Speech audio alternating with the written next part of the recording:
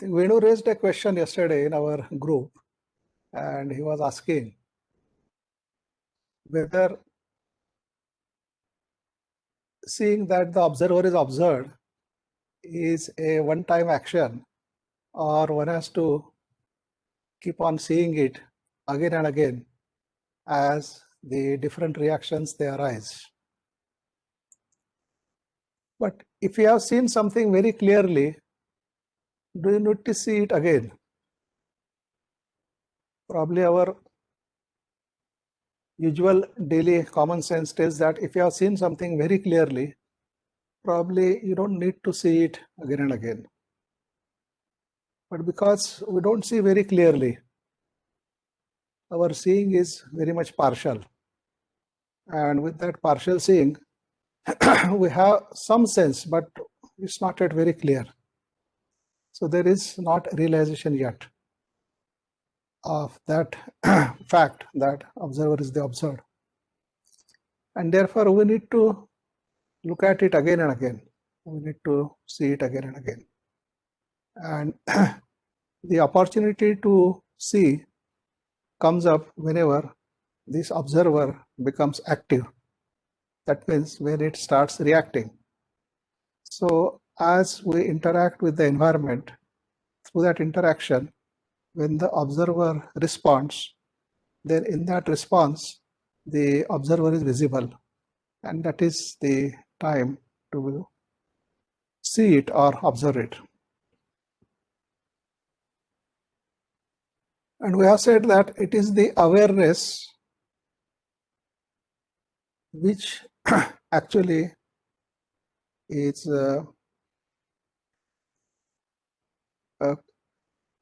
through awareness it is possible to watch this activity of the observer. That means by being aware of the observer and its activities,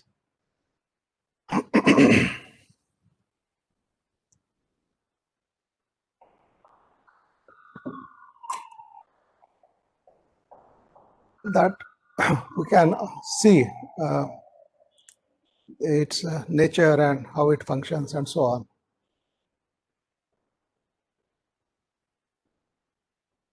So it is one thing to see things very clearly once for all. That is what we call as insight or realization. And it is another thing to just sense something and then imply its existence. The second thing is usually what mostly happening with us. We may, through our endeavor, trying to look at something, trying to observe something, and that in that observation, there may be moments when we just see thing as it is. But then that moment is lost soon because there is immediately the response from the observer and some other process takes over. But even that glimpse is good enough to show us that yes, we are on the right kind of enquiry.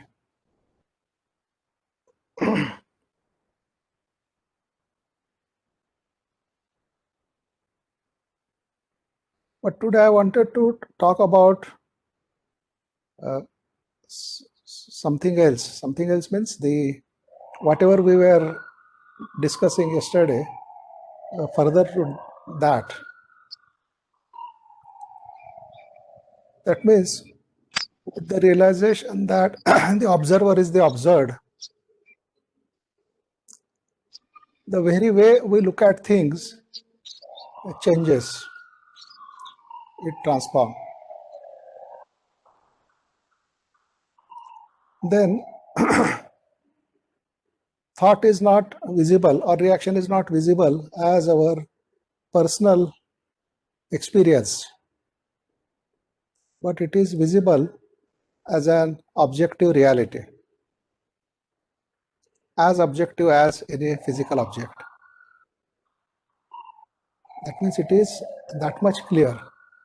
In that observation, we can see reactions arising and falling and so on.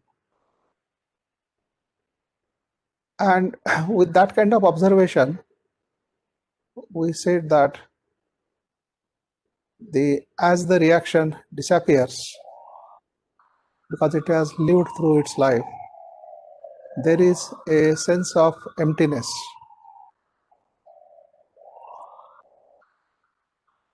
And this sense of emptiness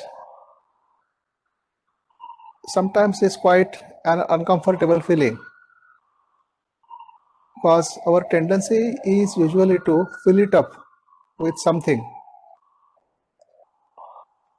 We find it very difficult or uncomfortable to face this emptiness.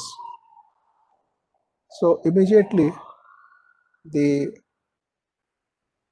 reaction or process of filling it up with something, with some activity, with something, that means we try to occupy ourselves with something or other which we had not really intended earlier, because we are not able to face that emptiness. And when that happens, then again we are caught up in something else. But if we are able to face that emptiness without getting caught up again, or without initiating any activity, right, then that feeling of uncomfort or discomfort, even that feeling is washed as an objective reality. And as that feeling is washed, that also disappears, just like any other reaction. So all that is needed is to be watchful, to be aware of whatever that is happening. And then whatever that is washed, it changes. And when that emptiness stabilizes, then our whole interaction, the way we look at things, the way we interact with things, that also changes. Then that watching itself becomes so interesting that it keeps on. That means it continues. We don't have to ask how to watch all the time. We ask that question, how to watch all the time, only because the watching is a kind of task, a kind of work where we have to do effort. But if watching becomes interesting, then it will happen. We don't have to even ask that question. We don't want to lose it. I mean, when you are interested in something, you pursue that. You don't ask how do I find time for pursuing that and how do I maintain it and so on. You just continue with it. So similarly here, when you are able to watch with that kind of interest, then there are many things that become visible. First of all, there is no identification with the reaction as my reaction, because most of your reactions, they have fallen off, and that is why the emptiness. So although there may not be much active content in the so-called your consciousness, but there is still the active content in the rest of the consciousness of humanity, and that content starts becoming visible. So although you are not afraid, still you can see the reaction of fear coming in you. But that reaction of fear is not the result of your activity. That fear is there due to the activities of the other human beings, and it just happens to pass through that emptiness. So it is clearly visible, but you are not taken over by it. So you realize that although you have done with the content of your consciousness, but still there is content in the totality of human consciousness. And then your consciousness being part of that totality of human consciousness, therefore you also share what the others are going through. So in that sense, you have your share in the totality of human consciousness. So that creates another realization, and that is the realization that you are not different from the rest of the human beings. You are not different from the rest of the world. So when Krishnaji says you are the world, it actually means that. That means it is not an imagination, or it is not a metaphor or simile. It is actually a fact. But that fact is realized only when you have seen or you have understood that the observer is observed, and therefore the division between the two has come to an end. Only then it is possible to see clearly how you are not different from the world. So you are the world. And logically also it is possible to see it. I mean, logically we are able to see it, the implications of that statement. That means psychologically, whatever I am, every other person in the world, living in any corner of the world, doing any kind of profession, belonging to any race, religion or culture, he is same as me psychologically, because all of us, we have the same psychological content. And therefore, psychologically speaking, we are not different. We will have the same psychological response. The details may vary depending upon the situation and the resources available, but the basic psychological response is the same, which is the fear, the anger, the violence, jealousy, greed. So we see more or less the same psychological content operating in most of the human beings. So with the realization that I am not different from the world and I am the world, that establishes a completely different kind of relationship with others. Because then the sorrow of the other person is not his sorrow, but it is also my sorrow, because I am not different from him. So all the difficulties one sees in the world, now those difficulties are also mine, because I am not different from the world. And so a different kind of orientation, a different kind of response is generated in oneself. And then one behaves according to that realization. So we become far more kind and considerate to others. There is no question of blaming. There is no question of accusing others. Because if I am accusing others, I am accusing myself. If I am blaming others, I am blaming myself. And if I am complaining to others, I am actually complaining to myself.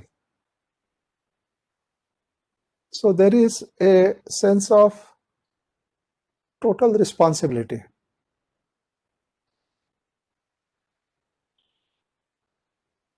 Because I'm responsible to myself means that I'm responsible to everything else also, because everything else is not different from me.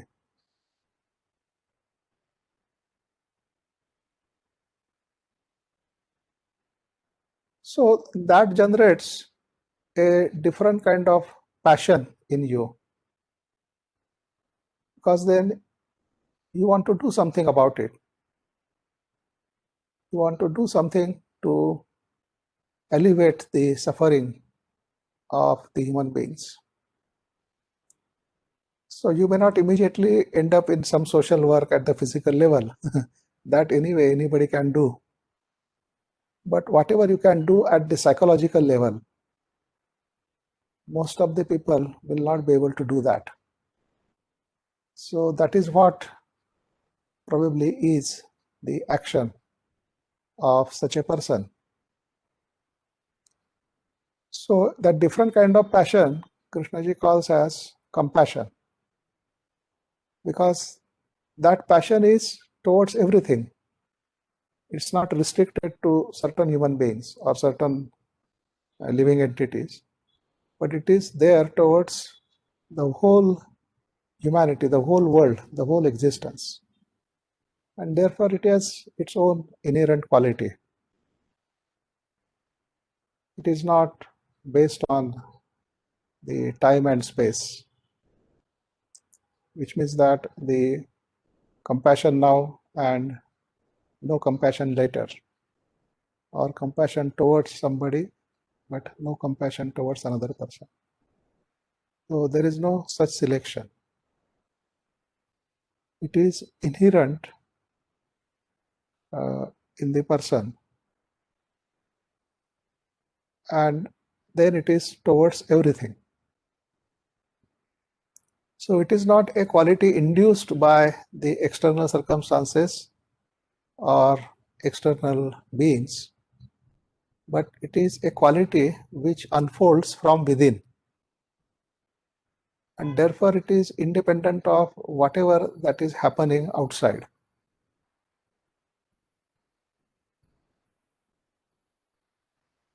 It remains, compassion remains as compassion, irrespective of whatever that is happening outside. And therefore, the response of compassionate person is always from that compassion.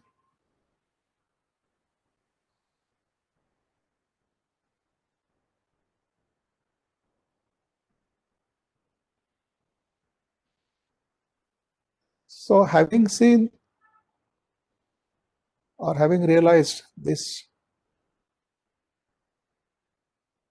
that observer is the observed, and also that I am not different from the world, right? It is like stepping out of the whole content of consciousness. That means one is not part of it, but still the content continues. And there may be a content which hasn't been yet worked out completely. The content generated by oneself. Because one point that is interesting is that we don't have to wait till the whole content is exhausted. That we seem to assume that that is the final emptiness, when everything is worked out and there is nothing left. Then that is the kind of emptiness. But we don't have to wait till that happens. One can just step out of this whole life of content of consciousness without waiting for all of it to end. That stepping out is possible at any point of time. And when you step out, you are not bound by that content. You are completely out of the influence of that content. So your actions are not according to that content, but they are according to whatever your perception. But the content continues. It keeps on working out, and it will take its own chronological time. But since you are already out of it, you don't have to wait till it finishes. So working out that content may bring some consequences to you, but you are able to see them. Therefore, there is no resistance to those consequences. And you just go through them with your eyes fully open, with full, you can say, awareness. And there is no need to either suppress it or run away from it, because all those possibilities are over. Because you know that you can't run away from it. Even if you run away, it will follow you. There is no question of suppressing it, because whatever is suppressed will explode one day. So the wisdom is to just let it work out the way it is working out and quietly watch it.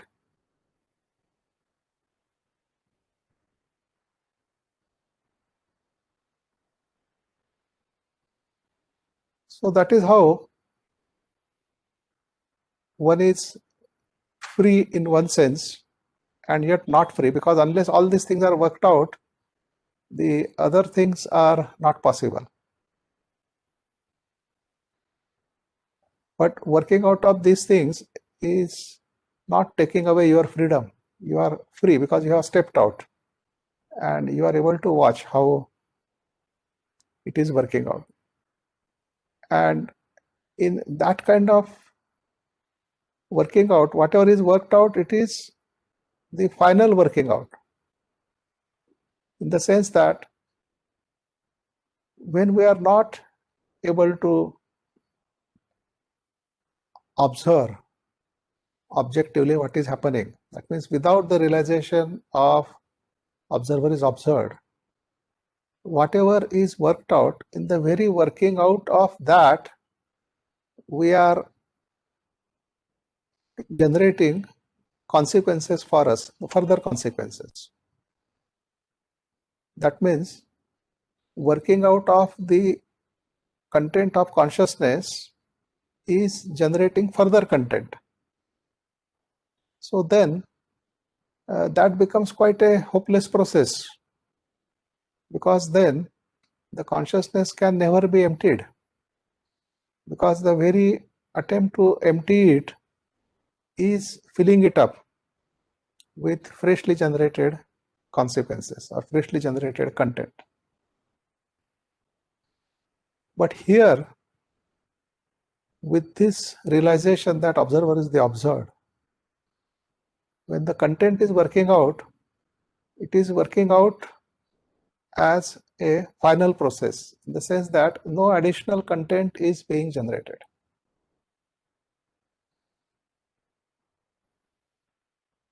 And therefore, the real emptying starts or happens.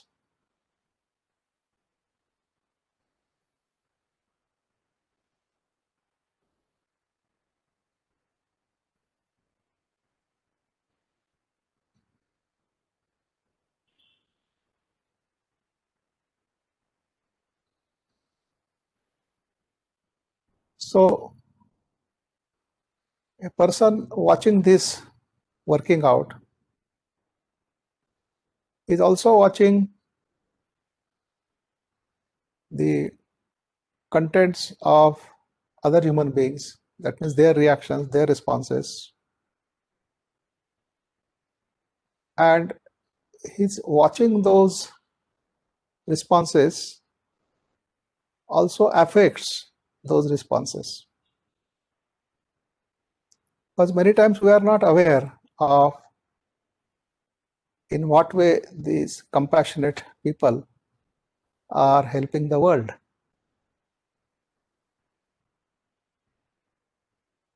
Because we don't see them doing anything except maybe talking or discussing or maybe silently sitting meditating. And many times we may wonder that what are they doing? I mean, people are suffering and they are not doing anything for that. They are just spending their time quietly in this way. But we have no idea of what kind of work they are doing at the psychological level, which we are not only not able to do, but we have even no clue or idea of the nature of that work.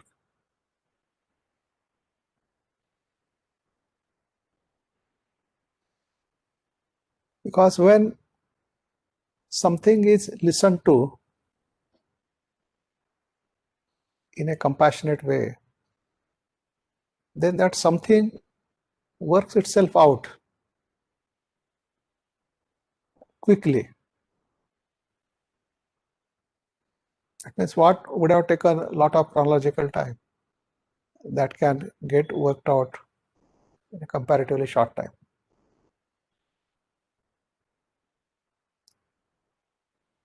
So by listening to the sorrow of the others, the burden of the sorrow is lessened, gets reduced.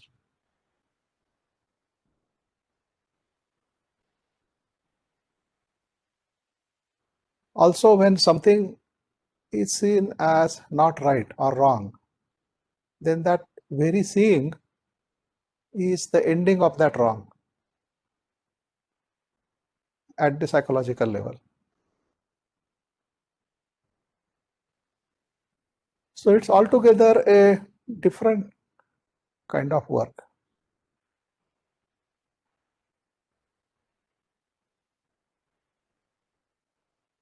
And that is possible only when we have realized these things.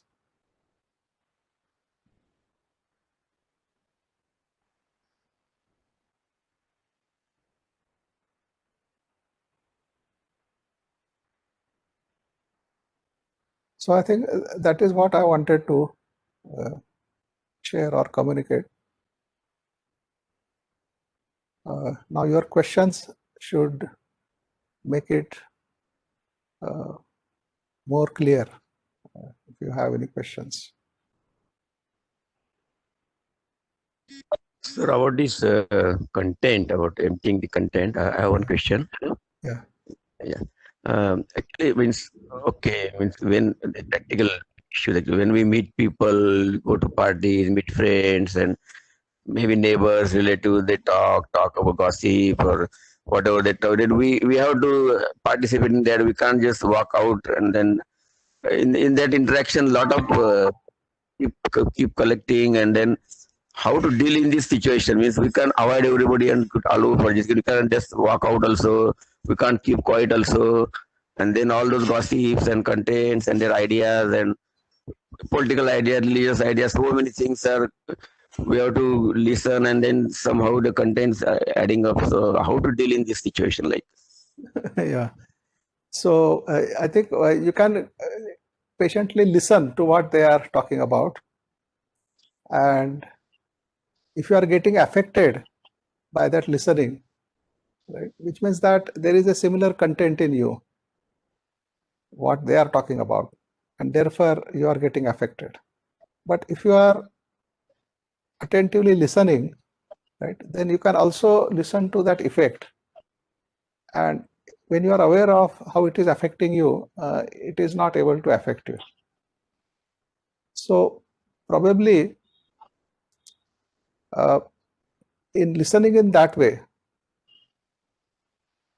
uh, the others also may feel uncomfortable, and then probably they will be happy if you just leave their group. because they will find that you are keenly listening but not responding in any way. So they will be just wondering what he's doing. So, and being unable to find out what exactly he's doing, they will start feeling uncomfortable. So without attention, you are feeling uncomfortable in their company, but with attention, they will feel uncomfortable in your company. So they'll be glad if you just leave them. So nobody will bother why you left and so on. So it doesn't mean that you are isolating yourself, right? But why do you desire a company of such people who have no interest in these kinds of things, and you have no interest in what they are interested in? So probably if we don't desire any such company, right, then probably we are not isolating ourselves, because we are relating to everything around us. And for that, we don't need a specific group or a specific person to relate to. If we need a specific person, then that means that that is a reaction as per the content of our consciousness. Because whatever content is active, that content will seek a similar content to associate with. So another person who has a similar content, you will get attracted towards that person. You will feel comfortable with that person. You will seek the company of that person. And then you are just enhancing that same content which is in you. But if you are aware, then you will be aware of what is happening, and therefore you will be watchful.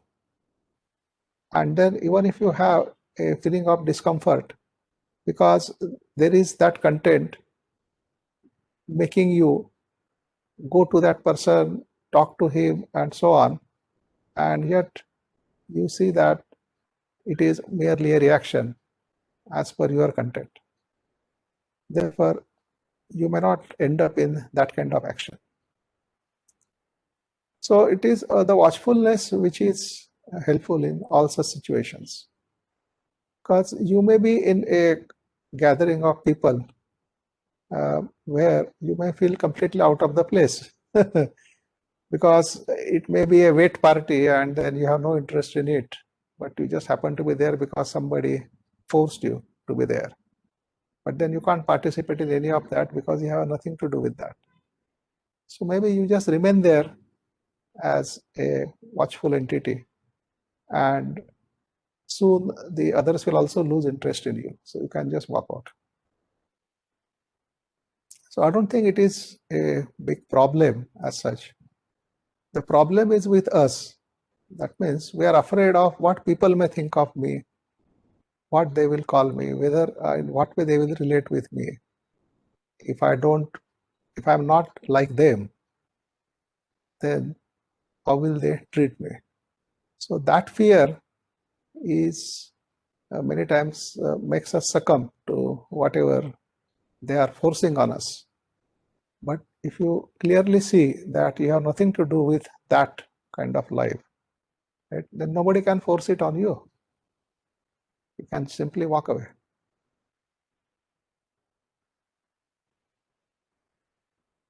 May I come in, sir? Yeah, please. This content of consciousness, which I have understood, is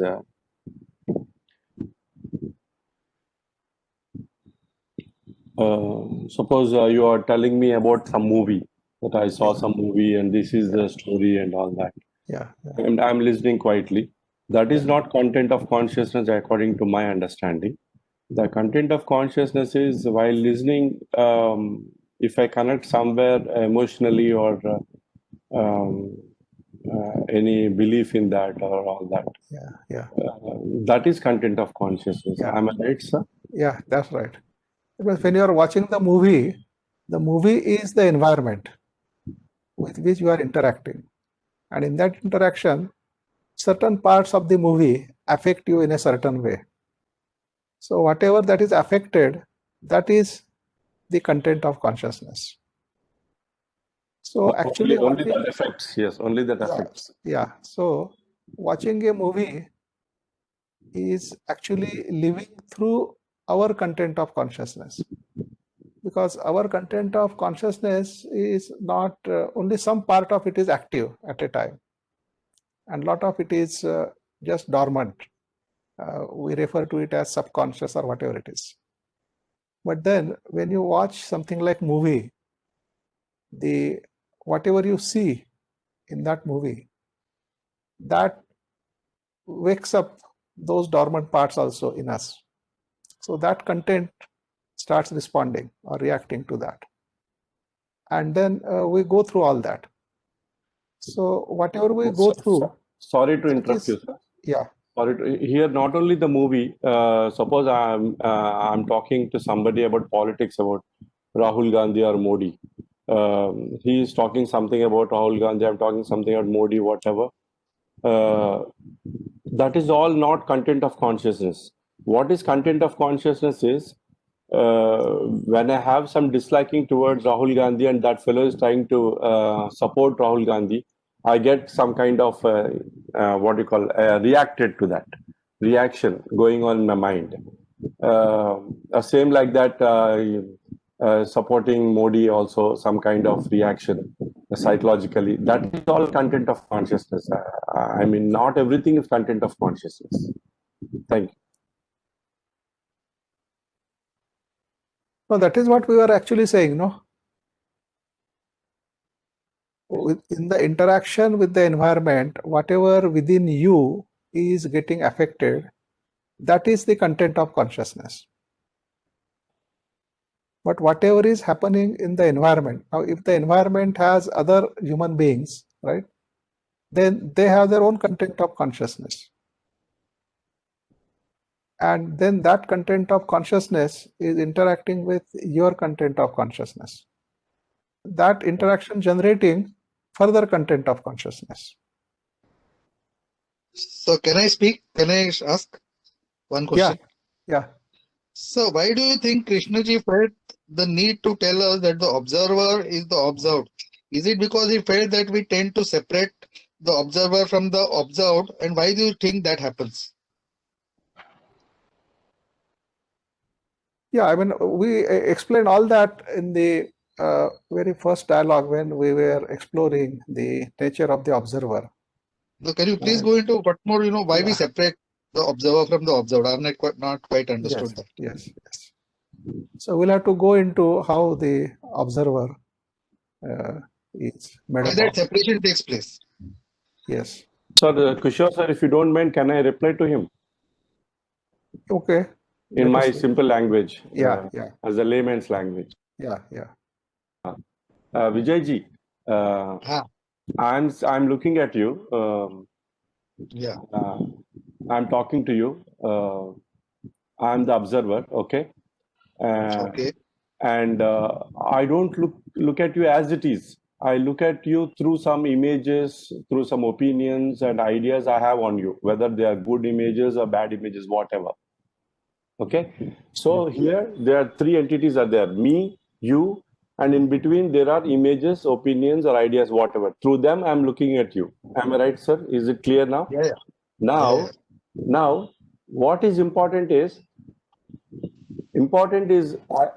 me seeing you is not important. I have to see those images in between. That is important. Whether I am seeing you through images, I am seeing you without any images as it is, that is important. So, every time when I see you or see somebody or listen to somebody, I have to make sure whether I'm listening straight away as it is or I'm listening through some images. So,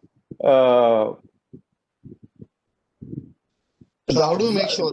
The observed, unless you are aware, you will not be aware. Unless I am aware while I'm looking at you, I will not be aware that I'm looking at you or looking at those images. I am always looking at those images, not you. So that is why JK says there's relation between two images. When you are talking to me, you talk through images. You talk to me through those images you have upon me.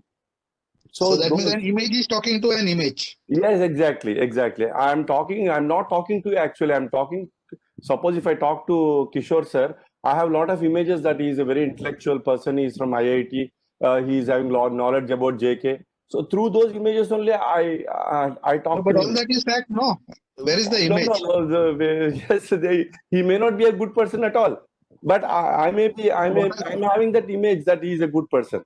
We So got good or the bad point. is relative, no? That is, everything is relative. That is why images are not facts. Whether it's a good image or bad image, they are not facts. So we are always speaking, looking at image, not at the other person at all. So observed is the image. Here the observed is the images, opinions, ideas. But observed should be the other person. I should be able to see you as it is, without anything. Then that real, that is what real love, he says. Real perception, when there's the real perception, that is the real love, he says. JK. So love might arise from that state of mind when you are actually observing things as they are, no? It's a byproduct, isn't it? From here, Kishore ji can take over. Thank you, sir. This is what I understood about observer is observer. Thank you. Oh yes. See, I'm just discussing. No problem, sir. This is how the discussion should take place. With real practical examples. I hope you all are enjoying this. Whatever is coming through Krishnamurti is to have a proper understanding about our own life and life in existence. That is the human consciousness. This reflects, or this is clear today. Whatever is actually happening is because of that particular consciousness, which has been the thought process, memory, that everything has been deposited in that consciousness, and we become the part of that consciousness. We also get that particular the portion of that consciousness. For example, fear. The story doesn't come. What causes the fear? That story is not there. But that fear is the major crux, which is definitely coming in our consciousness. Temptations is out of that particular fear complex. Violence, presently, whatever you are presently seeing, is because of that consciousness. If you relate that consciousness and you are part of that consciousness, then the question comes whether we like everywhere that violence is going on, killing is going on, murdering is going on, whether we should be away from that. No, we cannot be away from that, because we are part of that particular consciousness. So what is to be done? That it becomes the individual question, and that for that everything is being told about philosophy. That is what my feeling is. How to understand, how to deal with life, how to not create complications because of and what are the wastage of energy in our brain, which we are trying to waste, and not utilizing those brain energies properly in order to get the correct truth about life. That is the major crux of things Krishnamurti is teaching. Sir, do you mean to say that all this is a product of thought, which is unconsciously going on in our mind, over which we seem to have no control? No, there is no question of control. Whatever is there, thought process is already deposited in form of consciousness. That is out of control. That is control, whether to control and not to control. That is your own problem. That is your own problem. Okay. And in order to understand that particular problem, Krishnamurti has said that you should be quiet and then inquire deeply. What is that particular deeply? You don't understand. We don't understand what is actually happening.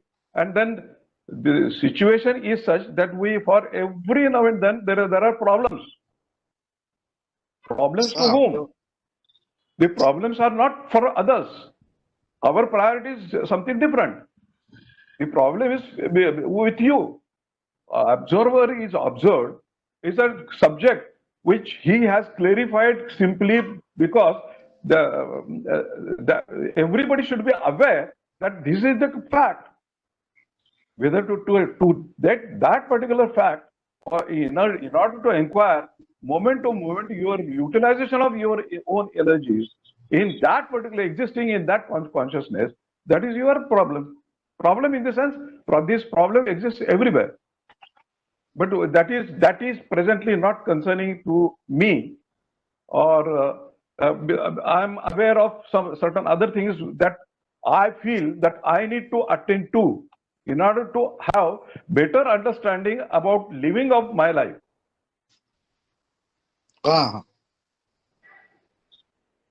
So this is an individual problem, and one needs to understand the question related to whether it is asked because of simply to simplify my own thought process or thinking process, or in order to have the greater understanding, or whether to put that particular question in order to that other people are also in my confused state. This is the tricky situation. Yeah, right. That is the reason one has to have attentively look into all these particular things, whatever has been told by Krishnamurti or many others, in order to have proper understanding, correct understanding. And the question arises out of that. That is an individual problem, and that is concerning with your problem. And whether that particular question is a genuine question in order to divert the attention of others, or to find out something different, that is your problem. So that will be a continuous process, no? This finding out. So we have to be very watchful, as Kishorji said. Correct, absolutely constant correct. watchfulness will be required. Yeah. That is so basic principles, whatever he has laid down, that you have one has to understand. At least I understand that there is ample energy available, but it is completely wasted because of our conditioning, etc. So Thought whether process. we should be thought process, conditioning, Yeah. and because with that particular thought releasing out of your mind, that has already undergone various methods of coming out, and then it causes further problems that happens because of your conditioning. So there is no clear-cut understanding, there is no clear-cut perception, there is no clear-cut utilization of your own energies in order to find out or conserve those energies for better going deeper and deeper, in order to find that particular truth which perhaps he has mentioned, or what we. That is my feeling. I think Kishorji is waiting to respond. Sir? Yeah, no, I hope Vijayji's question is answered. So we can go to further question. Namaste, sir. Yeah, Hello. Mr. Pawan. Yeah, Mr. Pawan wants to ask. Namaste, Kishorji. Sir, correct me if I am wrong. One see attending Krishnaji's teachings and attending Kishorji's workshops generates and intensifies earnestness to find out what is. And the question is, sir, I don't see observer is the observed. How can one find out the truth of that without any motive and analysis? Just go out and come back. I can't hear. Yeah. Hello? Yeah, the Sir, question is how to realize the truth of that statement. Without any Observer motive. is the observed. Yeah, without any motive and analysis. And what is the relationship of earnestness to the freedom from the observer, which is non-accumulative observation? Yeah. So we understand intellectually this statement, observer is the observed, because logically we say that observer is made up of the same content which it is trying to observe. Like say, a observer wants to observe or watch a reaction. Now that reaction is not different from the observer. It is part of the observer. So in that sense, we understand that observer is the observed. But it is only an intellectual understanding. We actually don't feel that way, because we intellectually say that yes, observer is the observed. I can clearly understand that. And yet we continue to live our life as if the observer is separate from observed. That means we continue with our divisive life, and at the same time we say that yes, probably this statement is true because intellectually it appears so. So observer is observed. Then we say that yes, Krishnaji says observer is observed, but I have not yet realized it. Therefore, I continue to live according to this division, that observer is separate from the observer.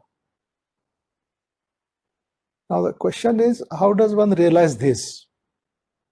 Because intellectual understanding is one thing, that we agree that yes, we intellectually understand, but then it doesn't percolate into our actual way of living. It doesn't modify it.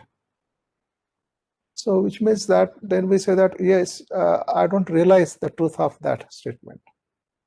I only intellectually understand it. And intellectual understanding doesn't necessarily lead to corresponding action. Now the truth of that statement is to be realized by being aware of our psychological reactions as we live our day-to-day life. That means as we live our day-to-day life, in that life, whatever psychological reactions arise in us and whatever then happens with the arising of those reactions. So by being aware of those reactions, one can realize the truth of that statement. So that, but for that we need the interest, which you have used another word called earnestness.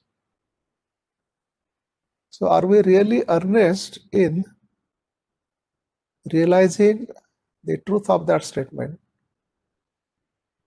or we are not that earnest? If we can realize, we are happy, and in fact we say that yes, I want to realize it, but then am I willing to do whatever is required in order to realize that? I may say that I am also willing to do it, but then while actually living, you don't seem to be doing that. You seem to be doing something different. So there again the same problem, that we intellectually say that I am earnest, I am interested, I really want to understand, and yet in terms of actual action, none of this reflects. We continue in the same old way. So why does it happen that even after seeing the necessity, even after seeing what is happening, we seem to continue to live in the same way? It doesn't seem to change us. So, which means that we are only assuming as an intellectual concept that we are earnest, but we are actually not earnest. We are actually not interested. We only have an idea or conclusion about us that I am earnest, I am interested, but actually I am not interested. So which means that we are merely living an intellectual life.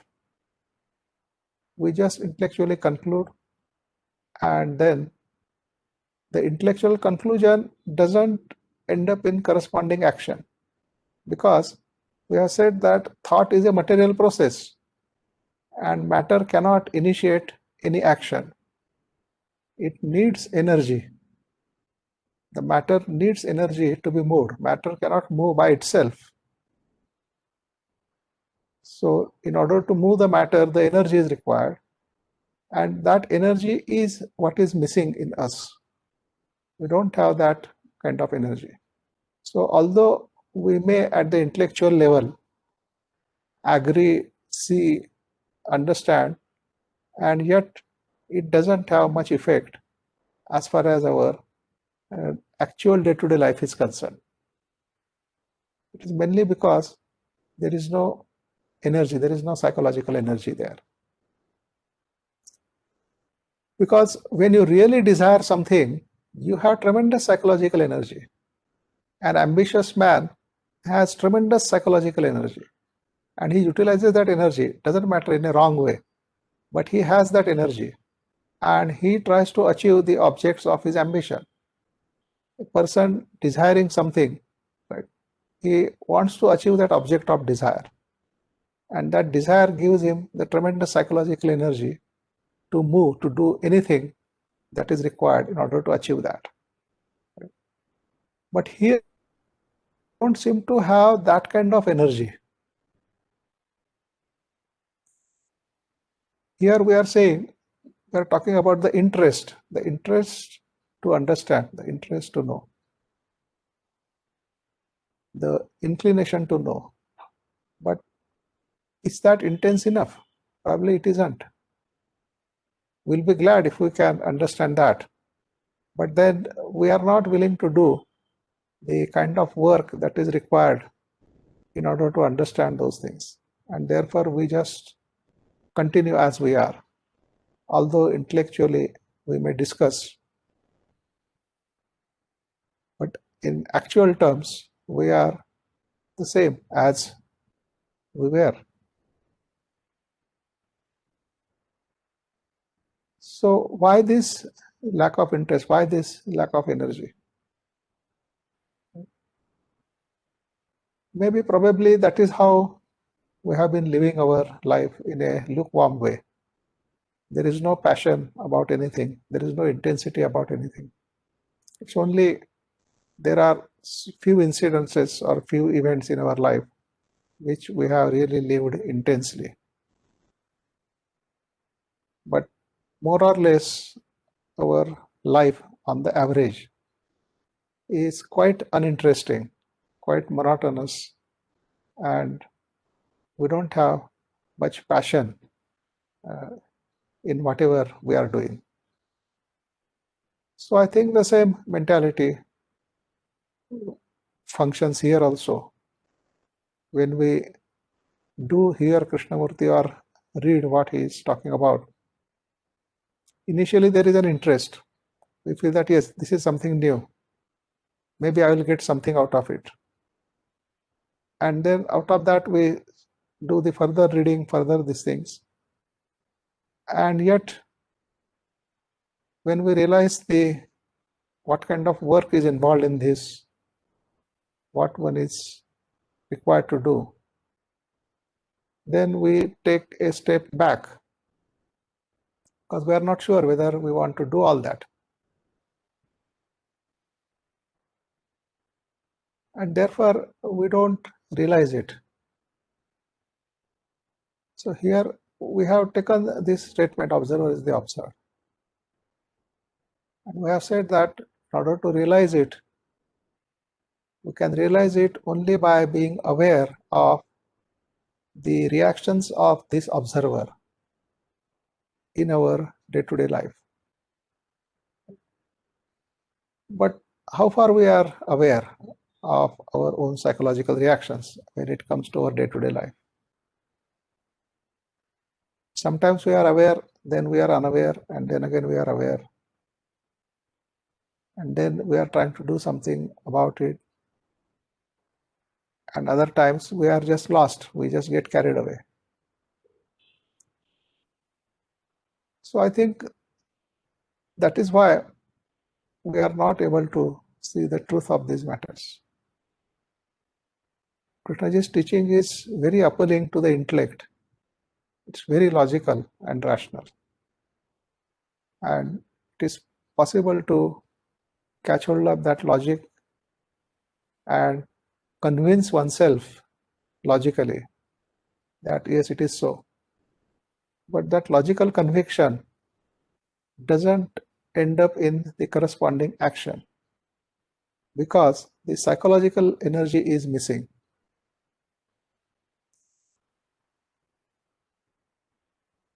So I think that is what is required. Sir, can I read from the chat? Yeah. The first question, Kishorji, at one gathering you had mentioned that a Shishya or seeker should not have dog-like devotion towards Guru, but should meet the Guru as equal, and unto such people work is delegated.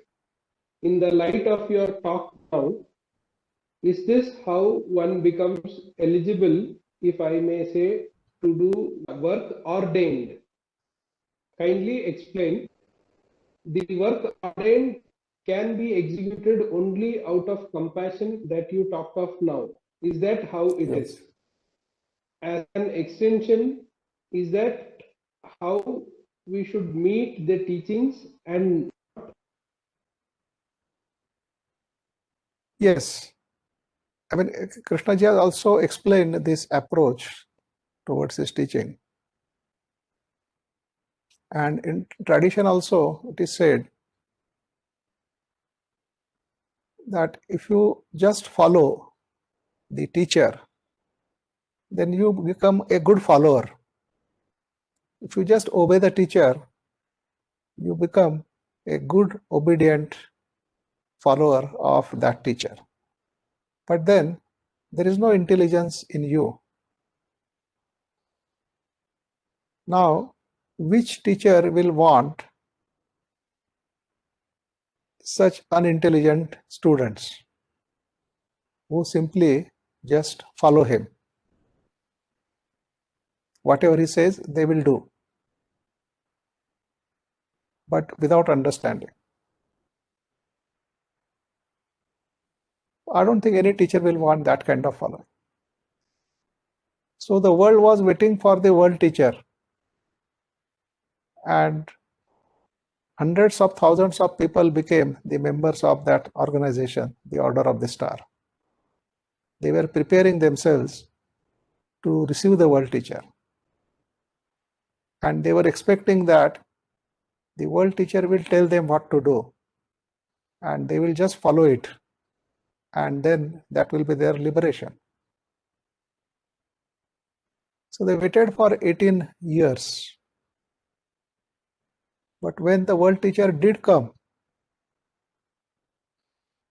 he didn't tell them what to do. He asked themselves to find out for themselves what they should do. So, which was quite an unexpected response. And that disappointed the majority of the members of that organization. They thought that by becoming the member of that organization, they have special relationship to the world teacher. And therefore, the world teacher will give them some special instructions in order to liberate them. But here, the world teacher, when he came, he simply dissolved that organization. So therefore, depriving all those members of their idea of special relationship with the world teacher. And then, not only did he dissolve the organization, but he also did not tell them what they should do. He asked them to find out for themselves what they should be doing. He was willing to discuss with them. He was willing to help them in finding out what they should do. But he said that they will have to find out. He cannot find that out for them. So which means what? If you simply accept what Krishnamurti is saying, then you are becoming just his follower. You are making an authority out of him. But that is not what he wanted from you. What he wanted was taking help of his words or whatever he has said. Can you find out for yourself what exactly it means? Can you come upon the truth behind those words through your own exploration? Because only then that intelligence will be awakened in you. If you merely keep on following and intellectually agreeing, accepting, then there is no chance for that intelligence to awaken. It's only when you yourself try to understand, making your own efforts, making your own endeavor, then that can stimulate that seed of intelligence in you. So that is exactly what he said throughout his life. He refused to accept any devotion, any respect. He said the speaker is not important, the person is not important, but probably what he is saying may be important. And therefore, one should focus on that. And then try to explore, try to discover the truth in whatever he has said for oneself in one's own daily life. Because only then it will become part of your life. That means then you don't have to ask how to implement it. Because implementation indicates that it is not yet part of your life. It only means that you have understood it intellectually as an idea, and now that idea you want to put into practice in your life. But there is no realization of that, because when you realize, you don't even have to ask how to apply it or how to implement it, because the very realization means that has become part of your life, and therefore you live then according to that. Not according to that, but you live with that. Georgie, can I take the second question?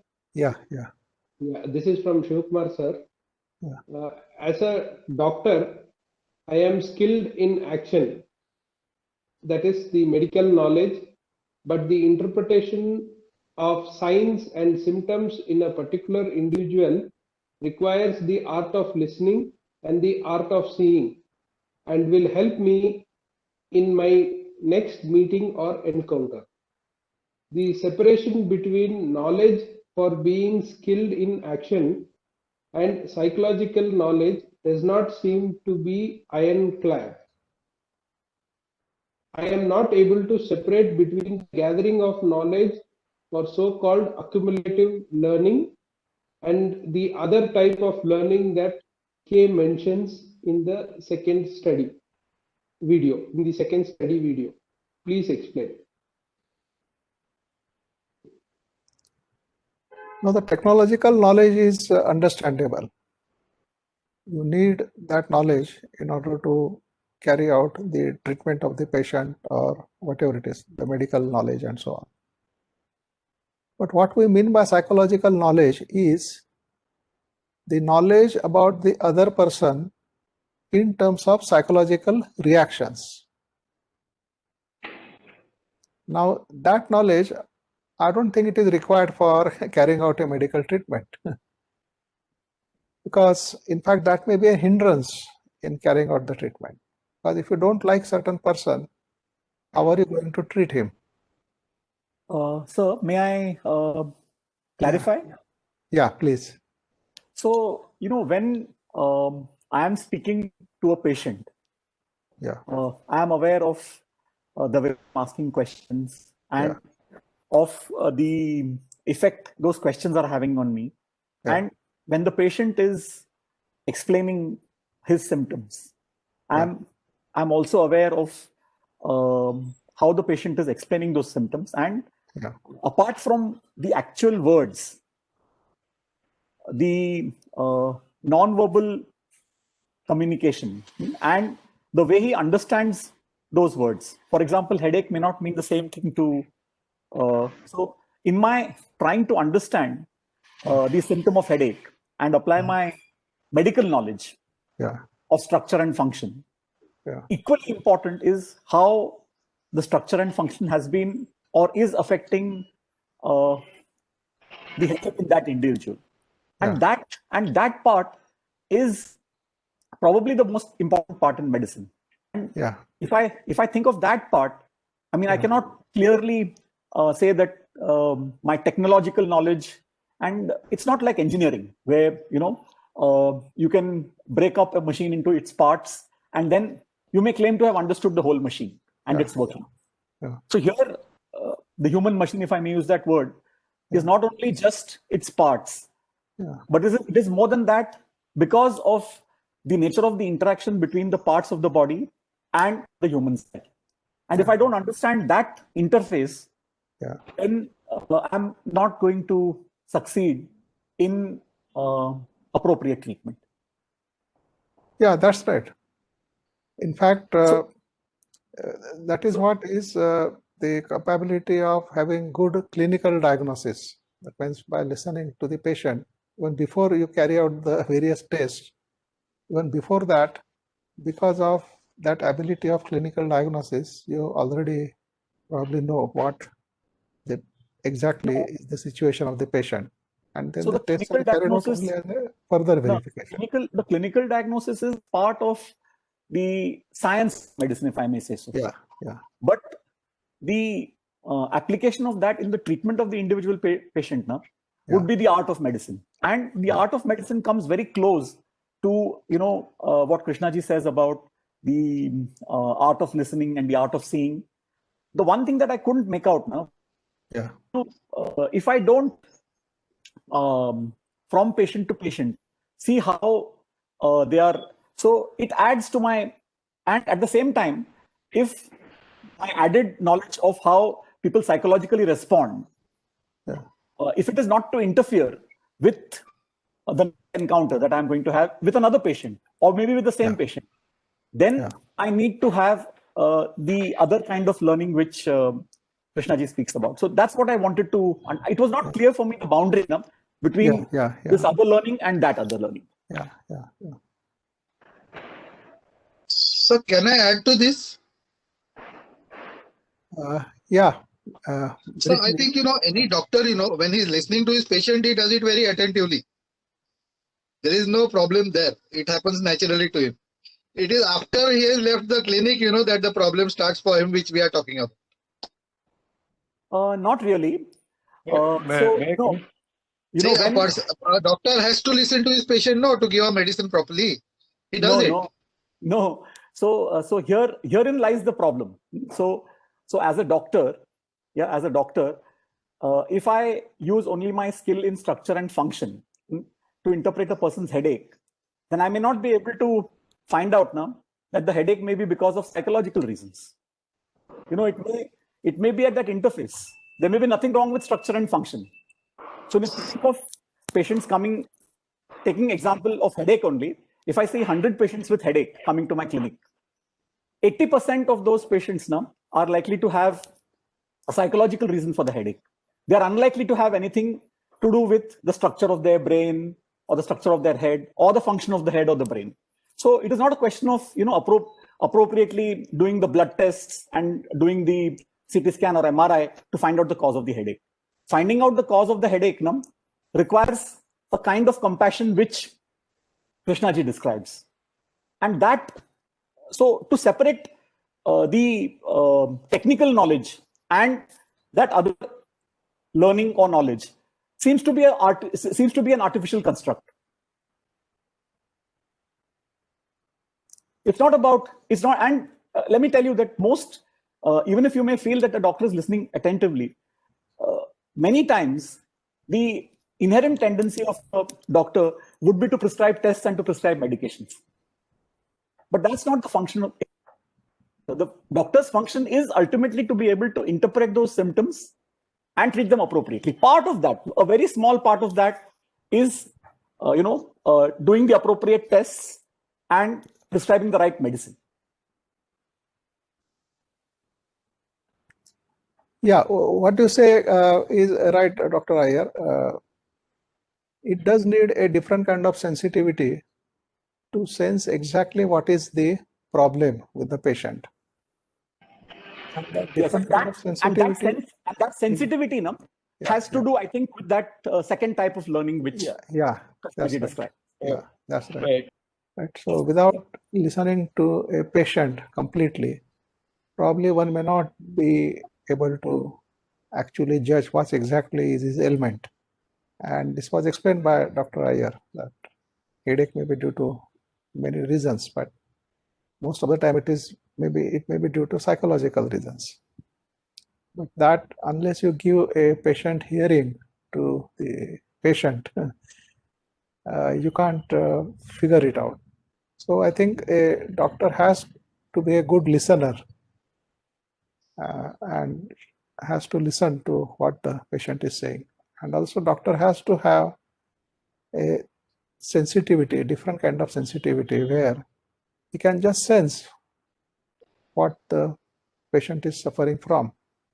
And then he has to only do the confirmatory test to establish what he has sensed. So I think the question was more or less of that, and I'm sure the this art of observation and art of listening and learning, it definitely helps in every field of life, including the medical field or any other field, wherever.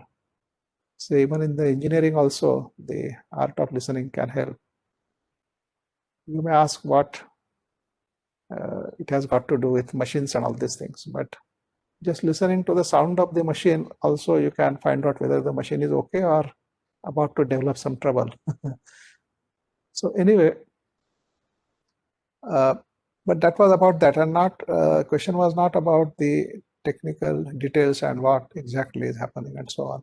It was, I think, mostly related to how these arts are useful even in the medical profession. Sir, I just wanted to kind of check with you if my understanding is correct. Say, for example, when this idea has occurred to me, so there is a certain demand in me that arose, there is a certain need in me that arose to want to have a confirmation, and there is a need for security to have a confirmation that my understanding is correct. Okay. And now when we say that we need to observe, does it mean that so what we typically do is the moment that need for security arose, need for confirmation arose, we act upon it and we ask out or demand for security. What case seems to be saying for me is that, that is, do not so much bother about what is being asked for as much as the fact that there is a ask for it, that there is a craving or a need or demand or an emptiness, whatever, that there is a certain need for security, that is a fact. So, and that is, and in a non-verbal way, it is not that there is a I which is equals to that need for security, but actually there is a being which has a need for security. Is my understanding correct, sir? No, I'm not able to follow what exactly you are saying or asking. I'm sorry. Can you just rephrase it? Yeah, sure. Yeah, sure. I will break it into parts. So I want to understand the first part, which is, say, for example, a thought has occurred to me. Okay.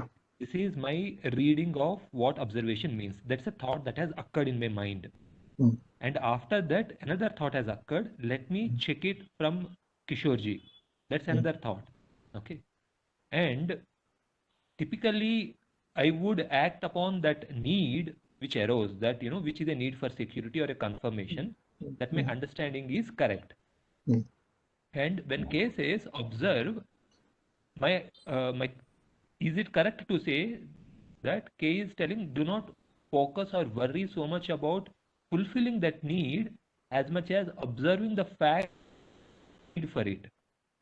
Is that right? Yeah, so what you are saying is that whatever, I'm not sure whether I have observed correctly. So I want to verify it. And therefore then I may go to somebody or refer to some book or whatever it is and try to verify whether what I have observed is right or not.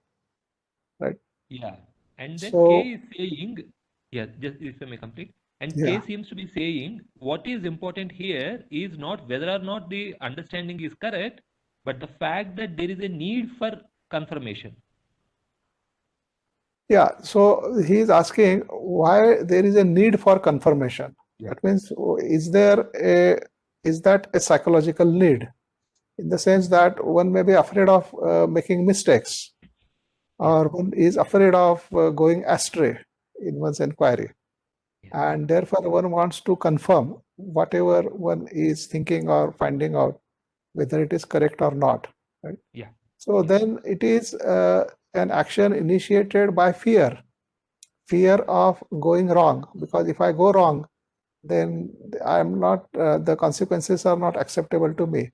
So I don't want to go wrong, and therefore the need for verification. So if there is a psychological fear like that, right, then that fear also needs to be watched, because that is another content of my consciousness. That means in the pursuit of understanding a particular reaction, another reaction has occurred, then that another reaction is the another content of consciousness, and that also needs to be watched. Yeah.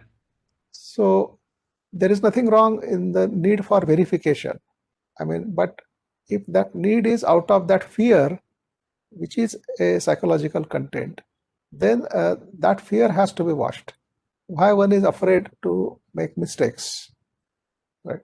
Doesn't mean that therefore one deliberately makes mistakes. I mean, a scientist is as careful about his experiment as possible, right? And then he also tries to verify it, whatever his findings, whether they are accurate, correct or not.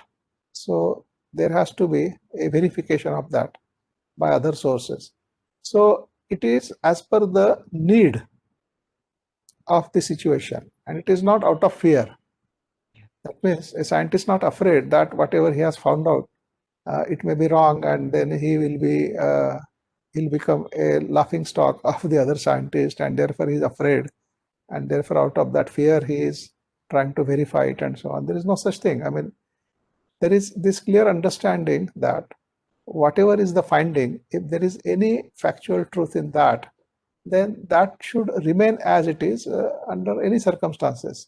So in various ways it will be tried out, and when it stands the test of all those things or trials, then it is accepted as a fact. So that is a scientific process. So if I am observing something, then there is nothing wrong if I want to verify whether whatever I have observed is the correct observation, or whether it is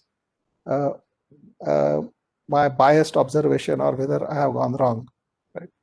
So then you may try to verify it in many different ways. And then maybe you will correct yourself if you find some error in the initial observation. So that is a valid process. Right? But if behind all this, if there is a fear of going wrong and therefore suffering, then I think that fear needs to be washed, and not the other things. Or sir, may I put? Yeah. Yeah, it may be the shield of Yeah. delaying the process of going in Krishnamurti. Oh, I see. So you may say that it will be an excuse. Deliberate, the observer don't want to be get eliminated. So he may try to delay this process by anything, by going to Kishorji, or let's wait for a month. When is it whether it is true? It's Yeah, I mean, if there is a postponement in Yeah. understanding, then we can say that yes, probably the observer or thinker is trying to escape and just trying to be what it is. Because many times we do explore something and we are about to see the truth of the matter. But then we also realize that what happens when the truth of the matter is seen, and whatever that may happen, if it is not acceptable to us because it is going to do away with whatever I'm enjoying now, then I happen to postpone it. Then I will say that, well, I am almost there, so what is the hurry? I will come back to it later. But first, let me enjoy whatever I am living through. And so in that way, it may get postponed.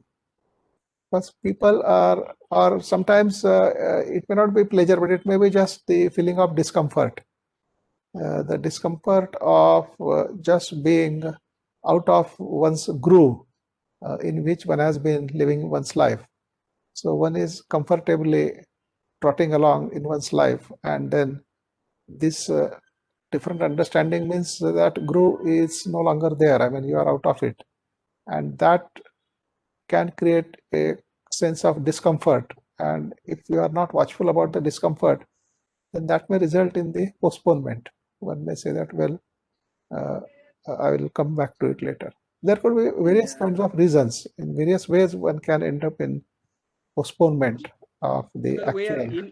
We are ingrained Yeah. to postpone the things which Yeah. are hurting our ego or Right. hurting our, say, whatever you call observer or something. Yeah. Yeah. Ingrained. Yeah. That's right. Yeah. That's right. One more thing about this verification, I'll just share my experience actually. Yeah. Something I find it, like, independent contemplation or thinking, and earlier it used to happen. Then I want to verify if I find the same thing in Krishnaji's book or same thing Kishore is saying, then my ego gets strengthened. So that verification, the ultimate effect is ego gets strengthened. So I stopped that verification. So it is a very side effect that if I something and observe something and Kishore substantiate it, or in Krishnaji's book, I get that then my ego gets stronger. So this is a very another negative effect of that verification. Yeah. Yeah. Yeah. But I think we have to learn the art of verification without strengthening the ego. But that is part of the scientific process, the verification. So how to verify without the ego taking credit for it? That is probably another art. Sir, so in NLP, I learned this one term that mind read. Yeah. We just mind read. That Yeah. is not actually not necessarily fact. Yeah. That is one, but sometimes in our life we have to behave diplomatically. Always. Yeah, I mean, diplomacy is not that good word because people means it amounts to almost betraying the other one. But Krishnaji uses another word. He says tactfully. Tactfully. So you have to be tactful in your listening and in your actions, so that the other person doesn't get hurt unnecessarily.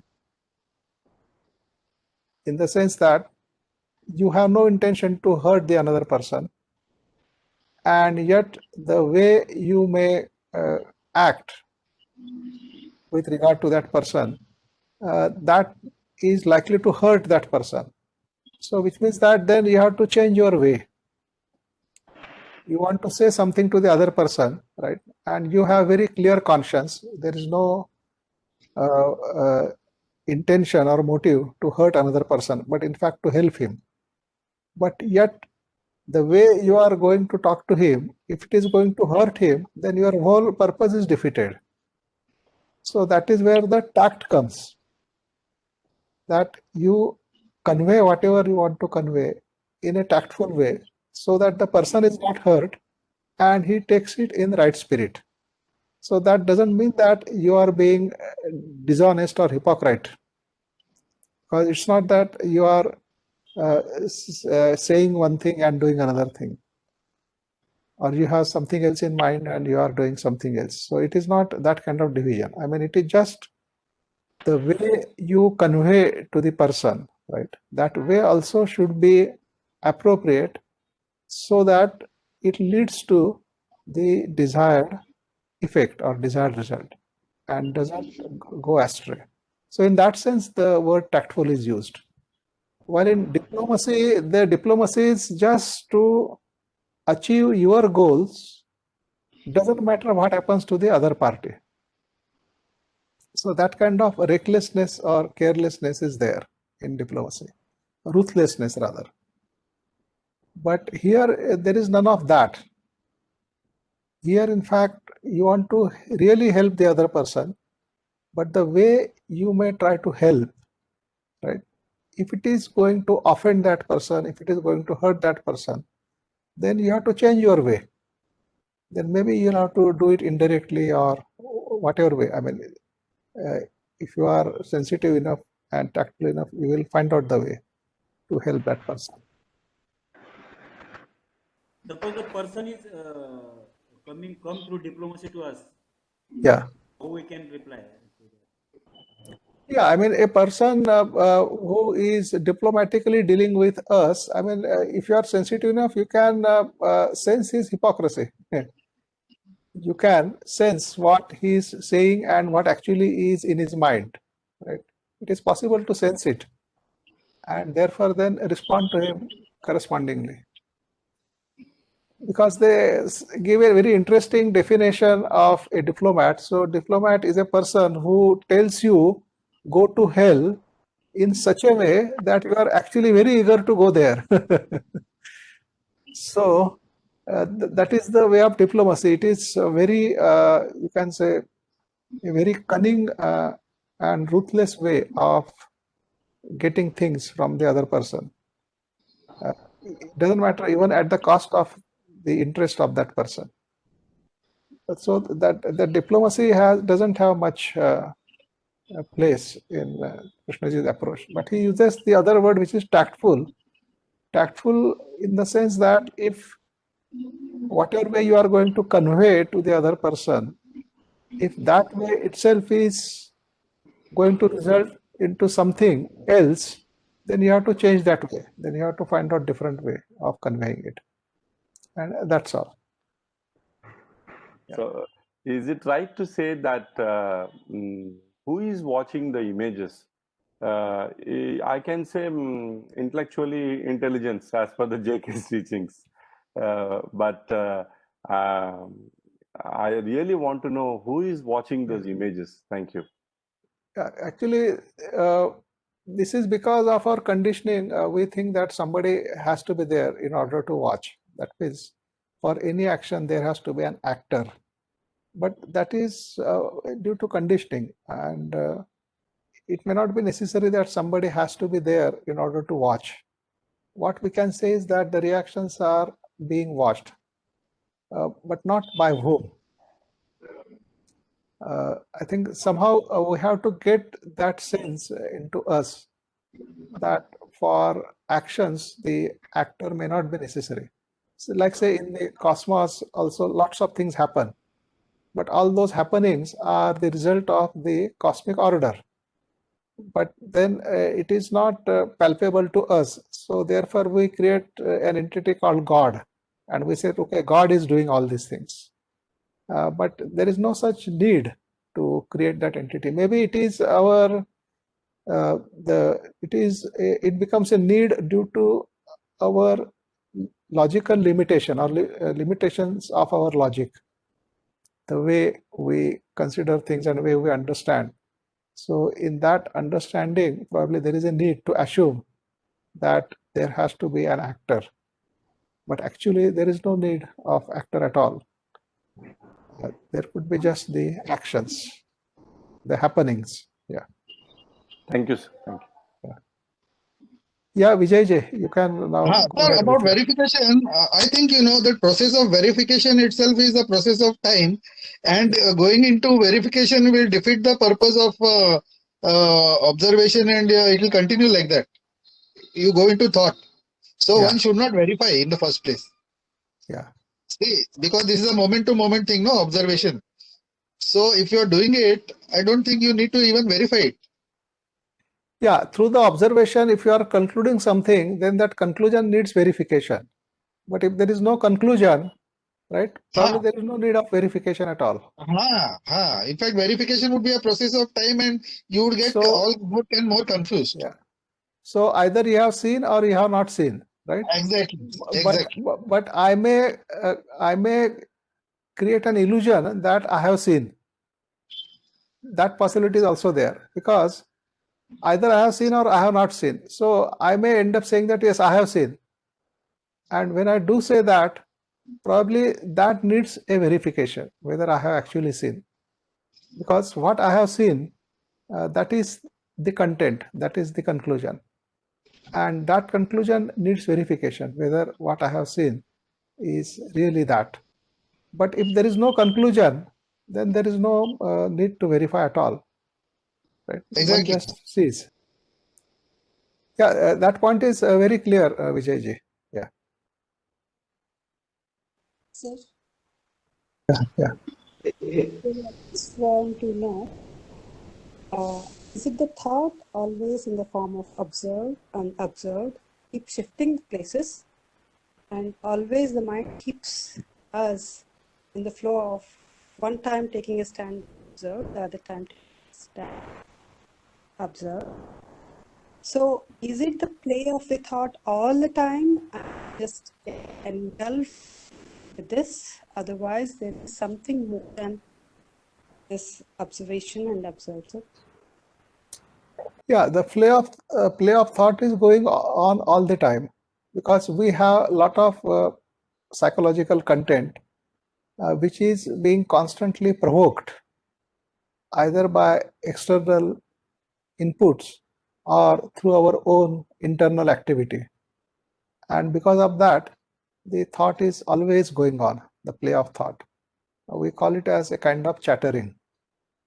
So it is always there. And in fact, yeah. Sometimes I'm the observer. Yeah. So then both of them are nothing but thought. Yeah. I keep shifting the places from observer to observed or observed to observed. Is it so?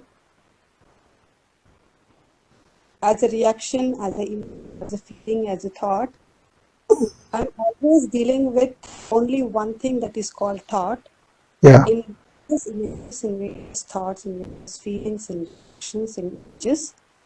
But what I'm dealing is just with the thoughts. Is it so? Yeah, those are just the thoughts, but certain thought takes the role of an observer. That's what I'm saying. And then starts dictating the other thoughts, what they should be or they should not be.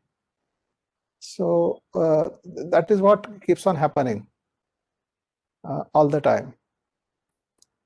But awareness of all that is possible, the awareness of all this. And awareness is not disturbed by any thinking activity, because all the thinking can be aware of. So it's altogether a different quality. So if I remove even the observed and observer also, yeah, and if I'm there in awareness, is it becomes, or is it the choiceless awareness, a continuous flow of it? No, the continuous flow of it is not choiceless awareness. Awareness is awareness, and in that awareness, the constant flow of this thought is being observed, is seen, is being aware of. So it doesn't mean that the awareness is dependent on that flow. It's not that. That means even if the flow is not there, still the awareness is there.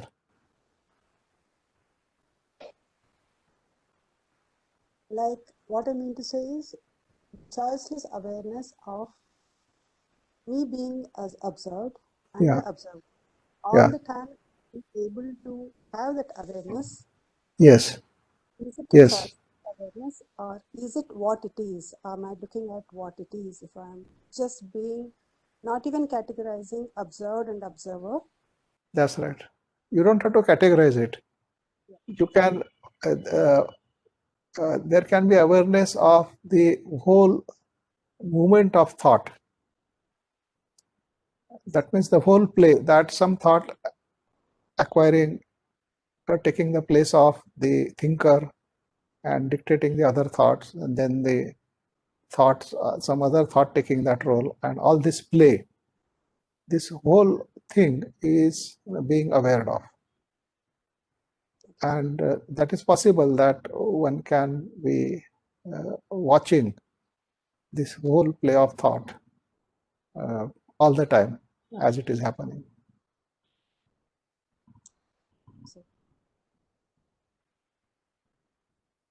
Yeah, yesterday, this is by Paresh Ji. Yesterday in the morning session, what is the story about Buddha? Buddha is here, said by Krishnamurti, and light in the room. Can you expand on that? That is the last question, sir. Yeah, that is what G. Narayan he described in his memoir. Because when Krishnaji said that Buddha is here, was he saying it metaphorically? Was he saying it in principle? Or what was he saying? What was he trying to convey? So what Narayan seems to imply was that maybe that was an actuality, in the sense that because the whole expression of Krishnaji changed, his face looked brighter, his eyes looked brighter, and there was that different atmosphere in the room by which he got completely overwhelmed. So whether that quality itself was Buddha or what, we don't know. But it was a different kind of atmosphere. So I think that kind of atmosphere was always there around Krishnaji. Wherever he went with that. And only sometimes it used to be intense, sometimes it used to be not that intense. But it was always there around him. And whenever he greeted with all that compassionate feeling. So it was always there. But on that day when he says that Buddha is here, that time there was quite a lot of intensity of that special sacred atmosphere around him. So maybe there was something, some presence at that time. And then in that presence, maybe certain things are easier to understand. And that is why probably he said that ask questions. Because sometimes certain questions, even if you ask them, probably you are not going to get a kind of response which will make it easier for you to understand it. Mainly because there is not that corresponding energy available. But when he says that Buddha is here, that means all the things which are required in correctly understanding are available there. So if you ask question in such a situation, you are more likely to realize the truth in that question. So probably that is why he asked them that ask questions, Buddha is here, whatever you want to ask. Which means that just by your asking, things will change, they will get transformed. So they were so much overwhelmed that they couldn't ask anything. So then Krishnaji himself had to ask. So then he asked them, what is the essence of my teaching? So in some way, Mr. Narayan correctly picked up by saying that, yes, you are the world, which otherwise Narayan may not have been able to say that. But then Krishnaji wanted something more, so he added to it that observer is the observer. So I think apart from that, I don't think we should give a more significance and imagine things and so on. What we can say is that, yes, there are energies which are available at certain times, and when those energies are available, then if you inquire in a right way, then you are most likely to get the right kind of response in terms of understanding. So I think only in that sense we should look at it. Whether Buddha was actually there or not there, or what is Buddhahood, those questions are different. Probably we have no eligibility even to discuss them, because there is no way we can verify all that. We can only imagine, and that imagination means our own creation, which may not be corresponding to the actual fact. So I think we shouldn't make much out of that, except that, yes, maybe that situation was favorable for asking questions and understanding things in the right perspective.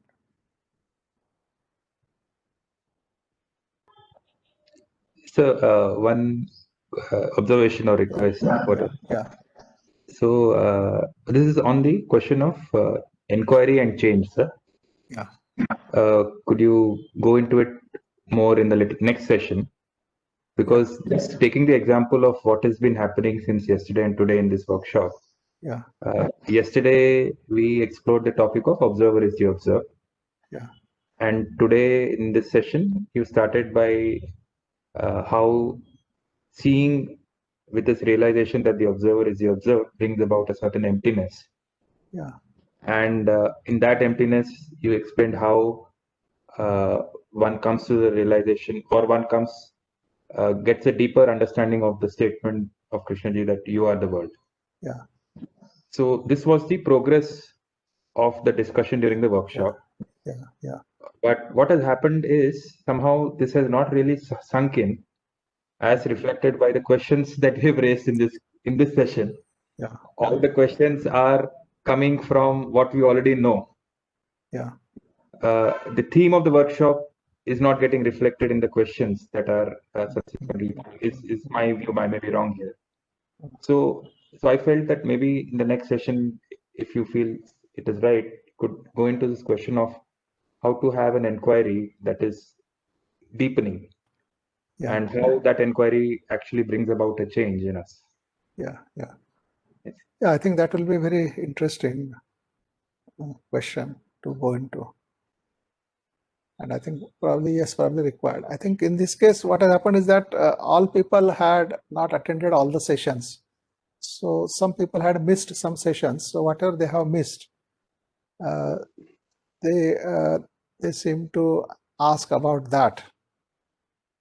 And therefore, the others who have attended all the sessions, they felt that, okay, this was already explained, but why are they asking again? But people who are asking, they were actually were not present in that session. So maybe it's happening because of that, but also there may be, as mentioned by you, that it hasn't yet sunk in us, and therefore more or less the same questions are being repeated, and which doesn't reflect the understanding of this observer is observed, or whatever that we have been discussed. So yes, in next session we'll try to go into this. So I think it's time to stop now, and Yes. we'll meet at 5:30. Yes.